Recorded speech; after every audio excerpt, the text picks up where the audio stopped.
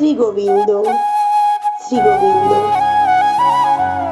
একদিন ভগবান অর্জুনকে বললেন, জানো, এই মনোধর্ম প্রসূত জ্ঞানের মাধ্যমে কখনোই কিন্তু পরম সত্য বা পরম তত্ত্ব পুরুষোত্তম ভগবানকে জানতে পারা যায় না।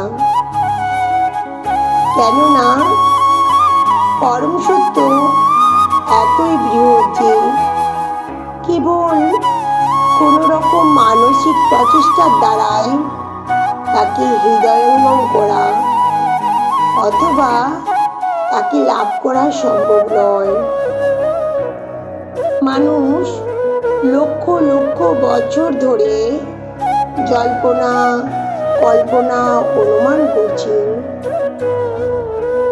কিন্তু যতক্ষণ পর্যন্ত তার এই চিত্তের মধ্যে পরমেশ্বর ভগবানের প্রতি ভক্তি না জেগে উঠছে এবং তার প্রীতির উদয় না হচ্ছে, ততক্ষণ পর্যন্ত সে কোনো মতে শ্রীকৃষ্ণ বা পরম সত্যকে জানতে পারবে না।